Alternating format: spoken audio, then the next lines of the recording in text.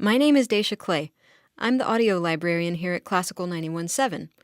While I'm a real librarian, I have a deep, dark secret. I know very little about classical music. I grew up listening to rock, and I know something about jazz. But when it comes to classical, the thing is, I want to learn. And as it turns out, I work with people who know a lot about classical music. Every week on this show, one of my coworkers will give me a homework assignment, a piece of classical music they think I should know, and then we'll discuss it. Come learn with me in the classical classroom.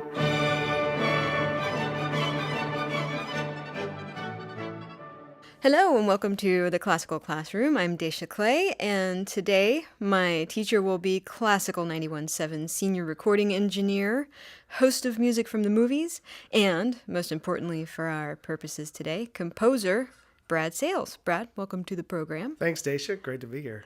So this is the first time on the Classical Classroom that we've got a living, breathing composer in our midst. I know, look at, there it is, evidence of being aliveness. And we've got you here, trapped in the studio, no escape. We're going to make you talk about your work, and I'm pretty excited about it because I really am fascinated by the creative process. So why don't you introduce some of what we'll be listening to today, and then we'll listen to a little bit before we get started. Well, I wanted to talk about just composition in general, in the way especially I like to do it.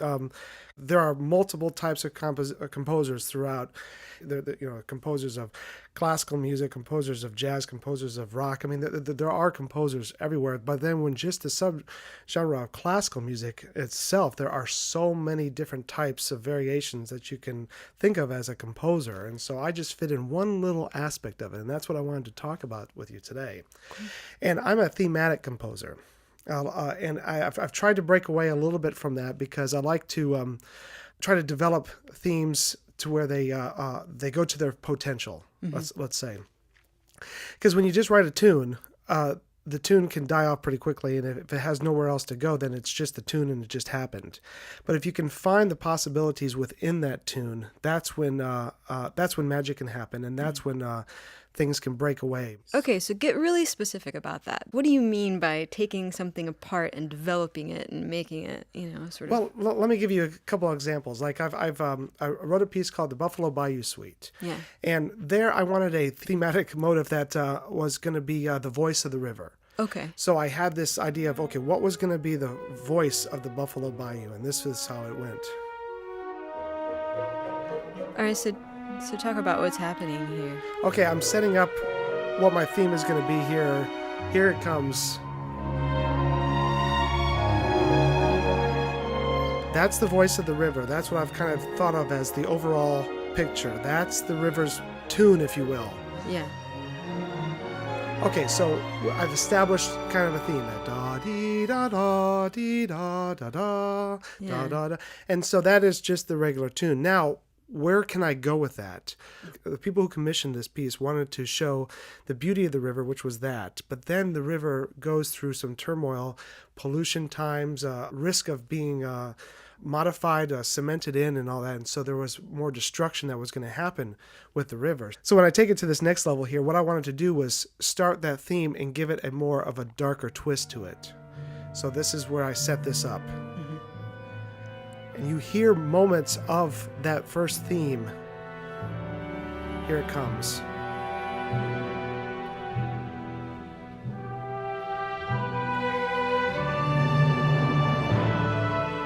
But see, it's just a little fragment. So just a little fragment. Then I can peel it away and start finding notes in between there that really give it a more of a tense feel. Yeah. So that was the second part where it was kind of mysterious. And then the next part in that where I wanted to have the minor and the major kind of clashing together with that same theme is this.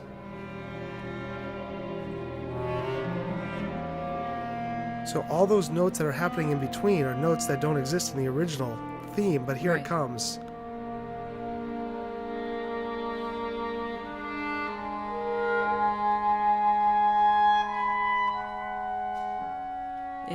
Hear that? And then Yeah. all these kind of question and answer. That's actually totally the same theme, but it doesn't sound as happy as it did the first time I played it for you. Now here we go. We're expanding it, peeling it away, finding moments within that theme to really express what I'm trying to express, which is this demise of the river, this pollution of the river. Mm-hmm. So then I take all those different variations, but what I had in my head was not any of those. One was simple, one was dark, but what I had in my vision was a grand statement of that theme. And what I chose to do was in the last movement, the movement was a rebirth of the river. So new life is breathed into the river. The same thing comes back, and then you have this, though, stated in the solo violin now.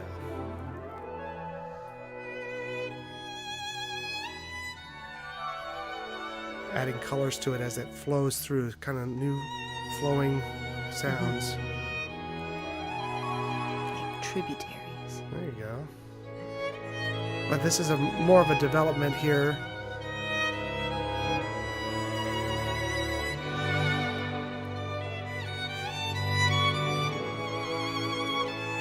So it's unlike what you heard before, but that's expansion again. Now here we go. We'll build it up.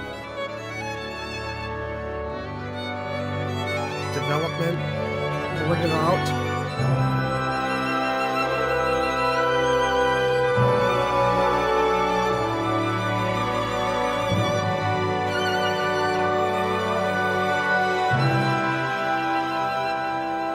And so what we have there is the full realization of the theme, but it doesn't come to the very end of the piece. Mm-hmm.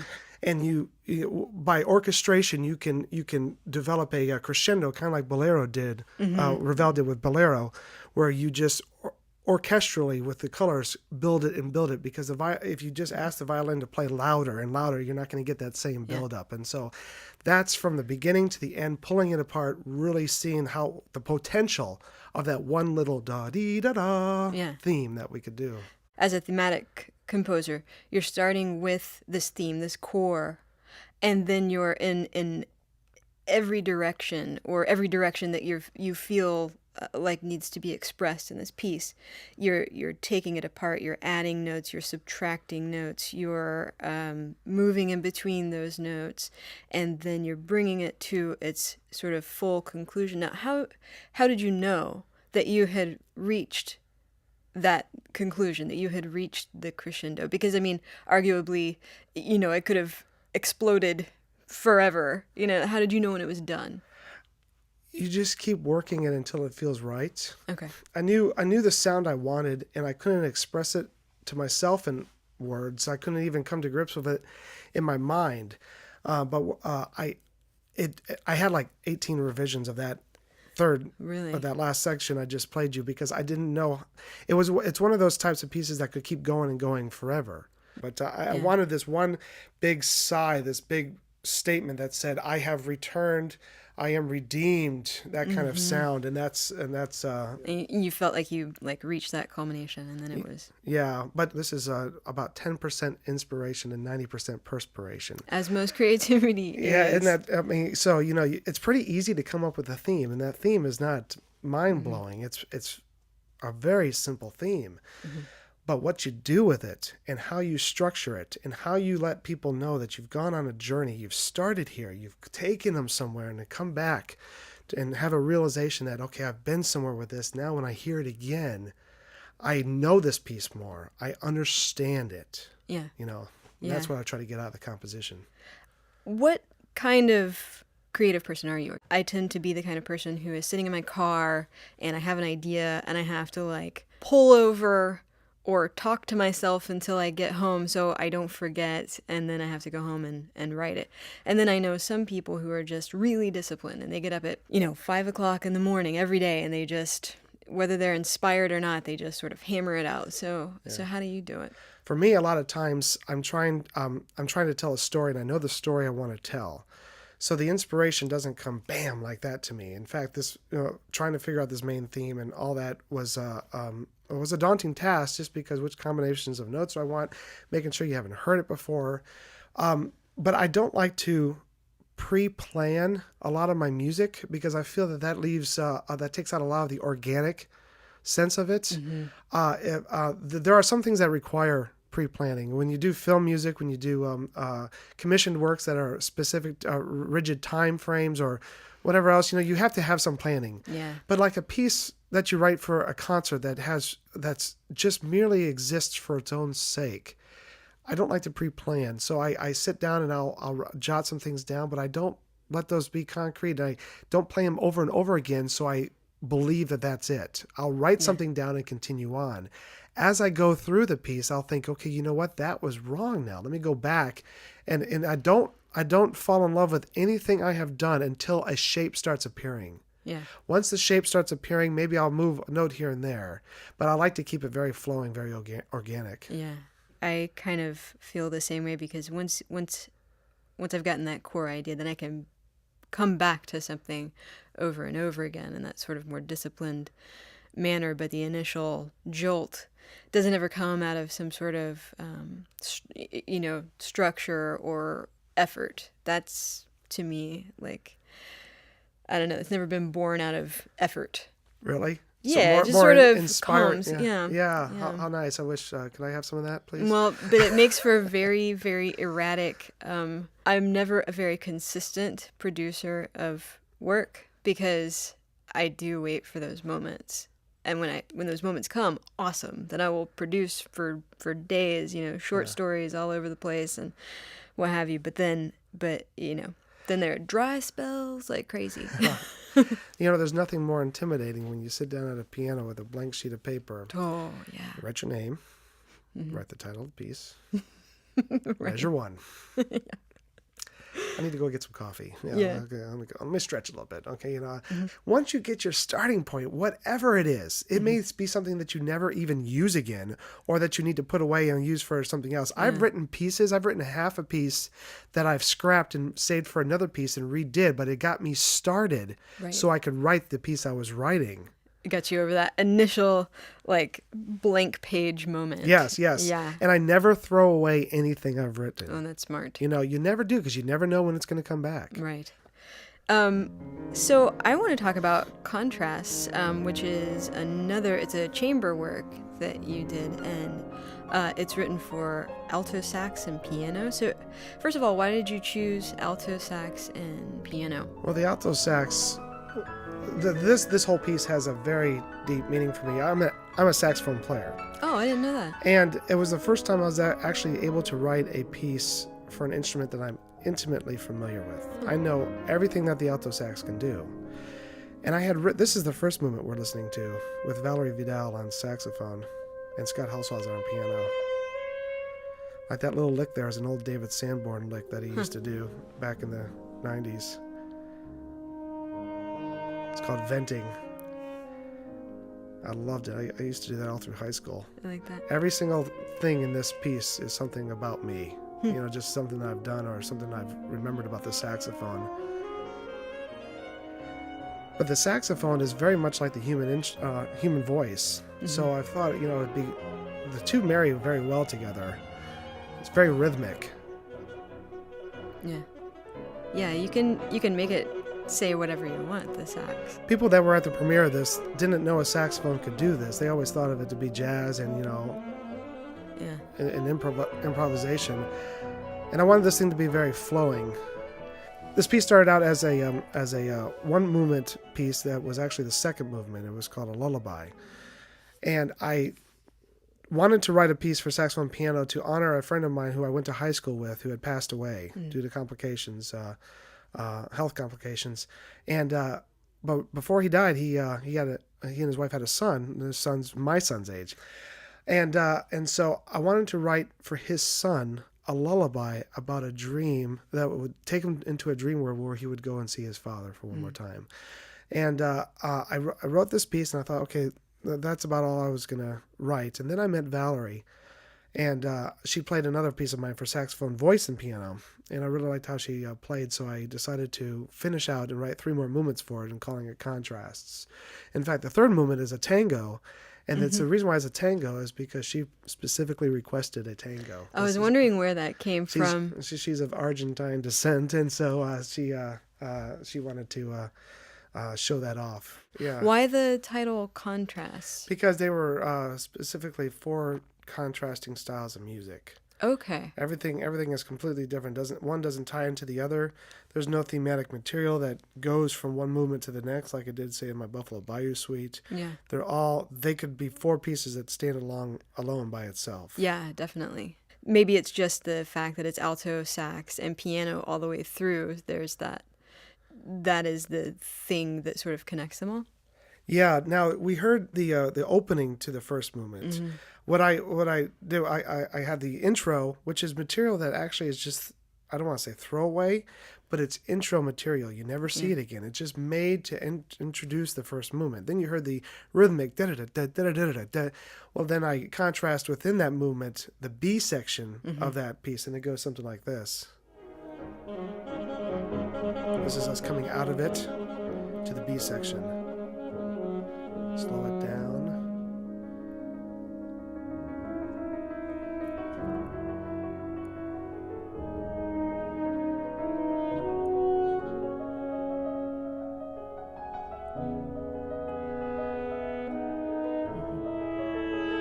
And what that is that's the da da da da da da da da, very, very slow. Oh, interesting. Okay.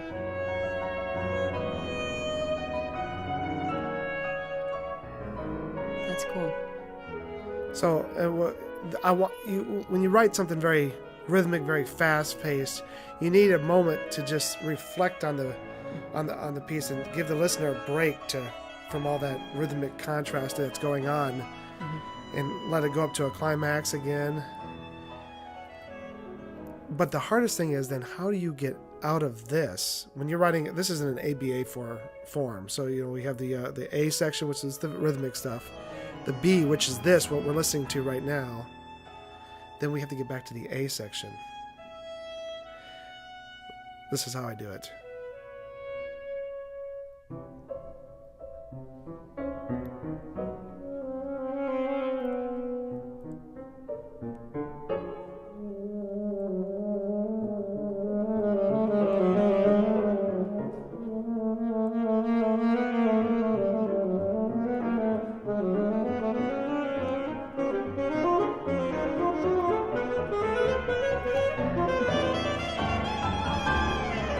There we go. Cool. And now we're back That's into cool. it. Oh, yeah. That's Yeah. neat. And so it all sounds familiar somehow to it, because it's all based on those same kind of idea of taking one thematic part and pulling it apart. Yeah. Yeah. Yeah. Like, I think about my film score from 2004 was Echoes of Innocence, and I had violin, cello, and piano, and so when I composed this, I wanted to have a two voices working in a dialogue, because the scene was about a man and a woman. The man comes back after being gone for so long, and it's a reunion, but she's very timid about it at first until it's revealed who he is, and that she does still love him, and then they want to be together. And so this is how it started out with piano. And again, it's very thematic.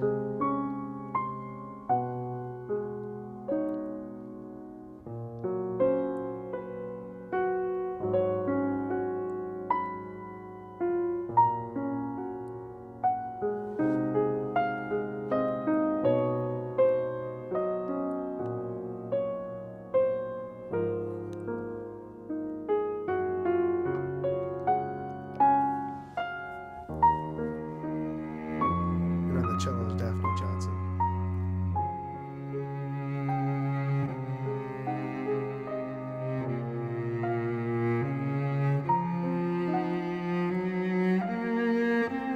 I love that sound. But this is recorded in a different way than you would for a concert. This is very much a film style. The closeness. You want it very intimate. You can think of a conversation going on right here. Yeah. Now the violin comes in.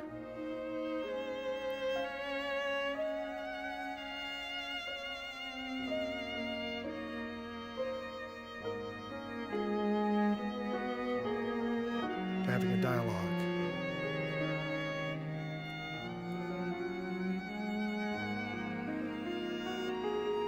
Here they look at each other.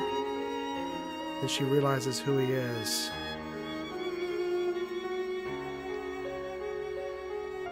And this theme here is the old childhood theme because they knew each other as children.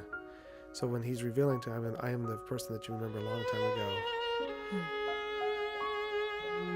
So composing a piece like this is very much, I'm thinking about the film, the audience, how it's going to sound on film, how it's going to be mixed on film, what kind of sound do I want. I'm thinking about that as well as trying to compose a piece that's going to be emotionally correct for the scene. Right.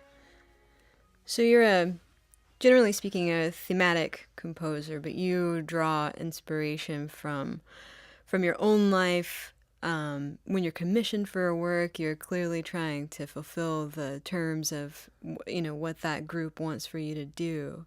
When you're doing scores for movies, you're, trying to capture the mood and the essence of what's going on in the scene. Who are your musical inspirations? What composers do you go to? What do you listen to? What do you like? One of my favorite pieces is Bizet's the Pearl Fishers. It's an opera, and I love the duet. It's a two male vocal duet, Enfant du Temple Sun. I think I'm probably butchering the title because I'm not an announcer in that regards, but I love how that piece is structured. I've also, as a kid in high school, I would crank up, when most people were cranking up rock music, I would crank up Antonin Dvorak's Symphony No. 9 from the New World. Loved Holst, the Planets. I was never really a big Mozart fan. I learned to appreciate Mozart in my college days. And then in the film music world, the obvious number one person is John Williams, but you have another composer which had a neat sound. His name was Michael Nyman, and he's a film composer, but he's also a concert composer, and he's a minimalist composer, and creates sonic sounds. So I started getting an idea. What movies has he done? He did the piano. Oh, okay. That's really he was known for doing the piano. I'm sure he's done a few others, but they just escape me right now. But he's done some string quartets, and he's done a whole bunch of stuff. And he very minimalist, has a cool sound of and then he can like in the score of the piano. It was sometimes it was piano, very traditional, but then sometimes he had like a bari sax or an alto sax doing a sax quartet doing some stuff. Really neat stuff. So I try to draw my inspirations from so many different places because as a kid, I used to just listen to John Williams, Dvorak, Holst, and all that, and that was it. And my earlier stuff was all just trying to copy that. Then obviously I listened to Copland, and he very much inspired me. There are some sounds of Copland in my Buffalo Bayou suite. But I try to keep expanding and keep learning new composers. John Adams is a great one to latch on to. Camille Saint-Saëns. And then for like my Buffalo Bayou suite, I drew a lot of inspiration from Bedřich Spentna's The Moldau, which is about a river that flows through, and how he grabbed that flowing sound, the rippling sound. So. And Ravel and Debussy for their impressionistic sounds. They're it's almost like pastel colors is what I think. So I try to grab all that, and I've written pieces to emulate it so I can learn it, but then I never consciously want to emulate it because it's theirs. It's that'd be ridiculous. You got to find your own voice. And so my own voice, like you said, I'm a thematic composer. Even if I'm writing something that doesn't need a story, I have to put a story in my head. I have to think of something I want to say so I can have that shape, that development, that full arch.